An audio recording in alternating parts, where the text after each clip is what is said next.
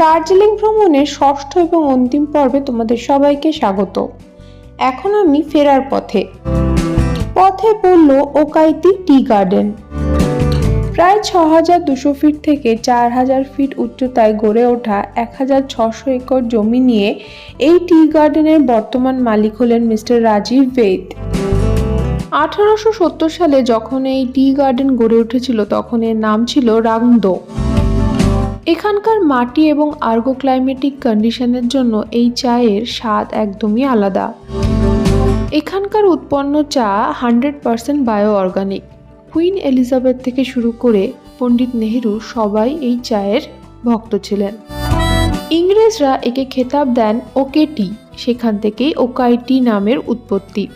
১৮৮৮ সালে প্রথম ফ্যাক্টরি তৈরি করা হয়েছিল। এখন দাঁড়িয়ে আছি ওকাইতি টি গার্ডেনের একদম মাঝখানে। আগেরবার যখন এসেছিলাম তখন গোপালধারাতে এসেছিলাম, আর এটা হচ্ছে ওকাইতি। কি সুন্দর দেখো, চারিধারে হচ্ছে মানে একটা টি গার্ডেন রয়েছে, পুরো সবুজে ভরা, একদম সুন্দর একটা টি গার্ডেনের মাঝখানে দাঁড়িয়ে আছি। আমি যখন কথা বলছিলাম তখন যার হাসি তোমরা শুনতে পাচ্ছিলেন তিনি হচ্ছেন ইনি। বাবা মার সাথে চা বাগান ঘুরতে এসে এনার আর আনন্দে শেষ নেই।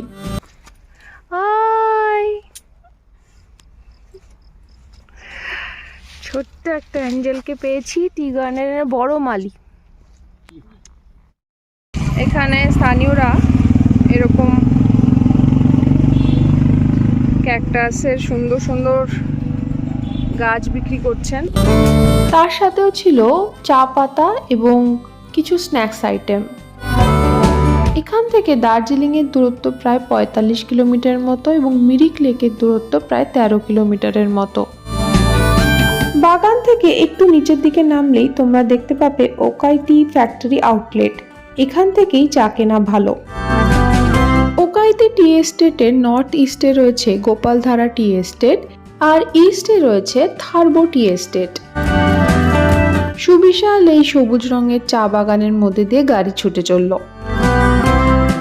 আমার সাথে দার্জিলিং ঘুরে বেড়াতে তোমাদের কেমন লাগছে অবশ্যই কমেন্ট করে জানিও। ভালো লাগলে ভিডিওটাকে একটা লাইক করে দিও। ভিডিওটা ইনফরমেটিভ মনে হলে বন্ধুদের সাথে শেয়ারও করতে পারো। আমার চ্যানেলে নতুন হলে সাবস্ক্রাইব করতে ভুলো না। পথে যেতে যেতে বেশ কয়েকটি নার্সারি চোখে পড়েছিল। যারা পাহাড়িয়া গাছ সংগ্রহ করতে পছন্দ করো তারা এই সব নার্সারি থেকে সেটা কিনতে পারো। এখান থেকে মিরিকের দূরত্ব মাত্র ৩ কিলোমিটারের মতো। নর্থ বেঙ্গলের ফেমাস অফবিট জায়গা হচ্ছে তাবাকোসি। ঠিক এইখান থেকেই তাবাকোসির জন্য রাস্তা নিচের দিকে নেমে গিয়েছে। সমুদ্রপৃষ্ঠ থেকে ৩,০০০ ফিট ওপরে অবস্থিত রাংব্যাং নদীর ধারে গোপালধারা টি এস্টেটের কাছেই অবস্থিত তাবাকোসিতে থাকার একমাত্র অপশন হলো হোমস্টে।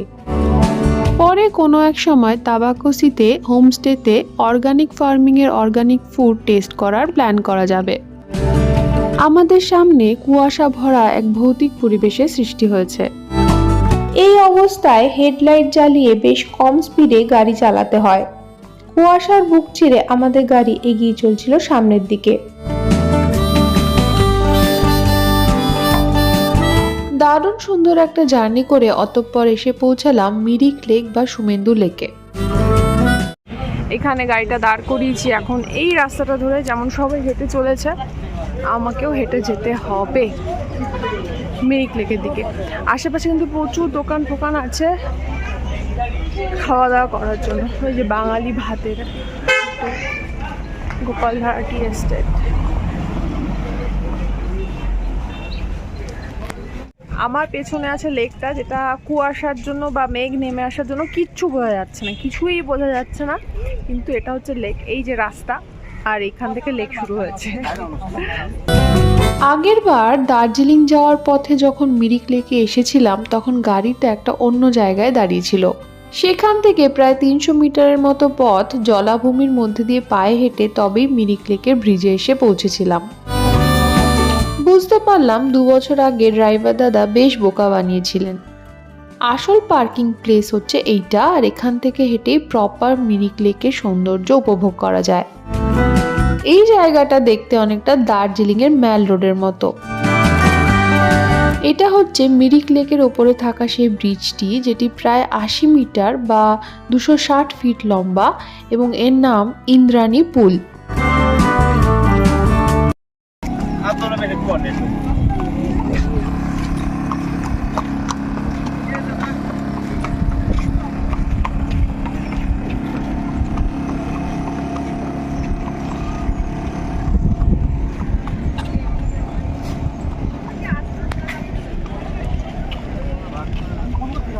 মিরিক লেকের মাঝখানে ব্রিজটার কাছে দাঁড়িয়ে আছি। চারিদিক এরকম ঘন কুয়াশাতে ভরা, আর এই ঘন কুয়াশার মধ্যে যারা বোটিং করছে তাদের একটা আলাদাই এক্সপিরিয়েন্স। জলে কিছুই দেখা যাচ্ছে না অলমোস্ট, এর মধ্যে কুয়াশা কেটে কেটে গিয়ে বোটিং করার একটা আলাদা মজা আছে। আমার নিজের বোটিং করা সেরকম কোনো প্ল্যান ছিল না, তবে এখানে বোটিং করার জন্য 30 মিনিটে 200 থেকে 800 টাকা পর্যন্ত ভাড়া নিতে পারে। এখানে চলছিল মিরিক মেগা ট্রেড ফেয়ার। এটা ছিল একটা উপরি পাওনা, ঢুকে পড়লাম ফেয়ারে। আর 5টা মেলা যেরকম হয় এটাও অনেকটা সেরকমই ছিল, বিশেষ কিছুই ছিল না। মিরিক লেকে এলে মূলত 2 ধরনের অ্যাক্টিভিটি করা যেতে পারে। একটা হচ্ছে মিরিক হ্রদের মধ্যে বোট রাইডিং, আর 2 নম্বর হচ্ছে হর্স রাইডিং। ঘোড়ায় চেপে মিরিক হ্রদকে ঘিরে থাকা 3.5 কিলোমিটার পথ ঘুরে দেখা যায়, অথবা আবহাওয়া ভালো থাকলে পায়ে হেঁটেও এই 3.5 কিলোমিটার পথ ঘুরে দেখা যায়। মেলার পেছন দিকে একটি রাস্তা সোজা হ্রদের দিকে গেছে।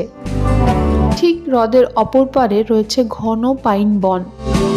1970 সালে দার্জিলিং জেলার মিরিক শহরে পর্যটকদের আকর্ষণ করার জন্য মিরিক লেক বানানো হয়েছিল। এই মিরিক হ্রদের গভীরতা কোথাও কোথাও 3 ফিট, আবার কোথাও কোথাও 25 ফিটের মতো।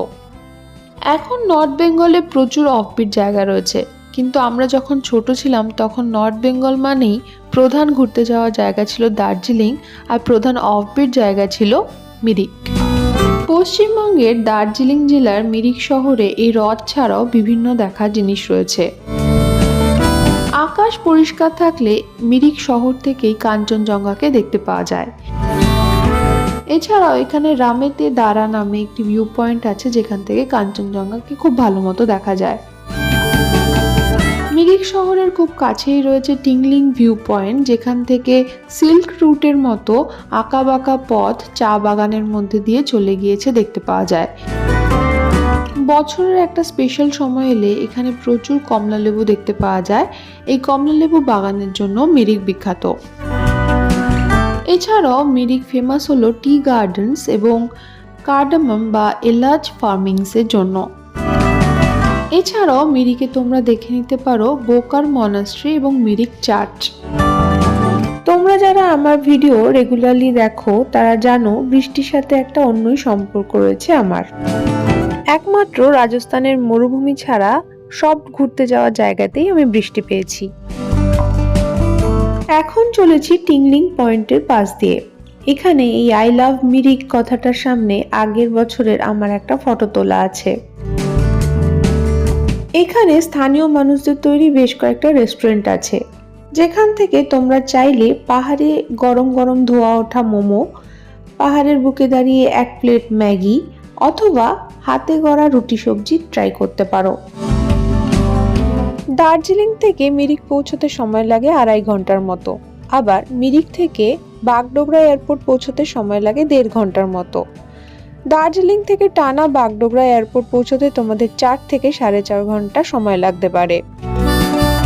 তবে রাস্তায় যদি অনেকগুলো জায়গা দেখতে দেখতে যাওয়ার প্ল্যান করো তাহলে মিরিক রাস্তাটি দার্জিলিং যাওয়ার জন্য উপযুক্ত। দার্জিলিং থেকে বাগডোগরা এয়ারপোর্টের দূরত্ব প্রায় 70 কিলোমিটারের মতো। জ্যাম না থাকলে এই সুদীর্ঘ পথটি যেতে অসাধারণ লাগে। দার্জিলিং যাওয়ার সময়ও এই বাদরগুলোকে পথের ধারে বসে থাকতে দেখেছিলাম। গাড়ি থেকে খাবার ছুঁড়ে ছুঁড়ে দেওয়ার ফলে এদের অনেকাংশেই পথে ঘাটে অ্যাক্সিডেন্টে মারা যায়, সুতরাং সেটা না করাই ভালো। হাতে আরেকটু এক্সট্রা সময় থাকলে এবং ড্রাইভার দাদাকে রিকোয়েস্ট করলে বোকার মনাস্ট্রি এবং মিরিকের ডন বস্কো চার্চ এই পথে দেখে ফেরা বেশ বুদ্ধিমানের কাজ হবে। এখন যে জায়গাটির ওপর দিয়ে যাচ্ছি এর নাম দুধিয়া, আর নিচে যে নদীটি বয়ে যাচ্ছে এর নাম বালাসন। এই নদীটিও পর্যটকদের কাছে বিশেষ গুরুত্বপূর্ণ। এখানে অনেক সময় মাছ ধরা বা ক্যাম্পিং এর জন্য অনেকেই থাকেন। এই নদীটি জোর বাংলো থেকে উৎপত্তি লাভ করে মহানন্দা নদীতে গিয়ে মিশেছে। পথে যে জঙ্গলটা পড়েছিল তার নাম হলো মহানন্দা ওয়াইল্ড লাইফ স্যাংচুয়ারি। পাহাড়, নদী, জঙ্গল পেরিয়ে অবশেষে এয়ারপোর্ট। চলে এসেছি বাগডোগরা এয়ারপোর্টে। এয়ারপোর্টের ভেতরেই ছিল ওকাইটি টি স্টল। এছাড়াও গোপালধারা, মাকাই বাড়ি, গোল্ডেন টিপস প্রভৃতি বিভিন্ন ফেমাস টি স্টলগুলো এখানে পেয়েছিলাম। দার্জিলিং ভ্রমণ এখানেই শেষ হলো। তোমাদের সাথে আবার দেখা হবে নতুন কোনো ভিডিওতে। ততদিন সবাই খুব ভালো থেকো। এখন তবে আসি, বাই।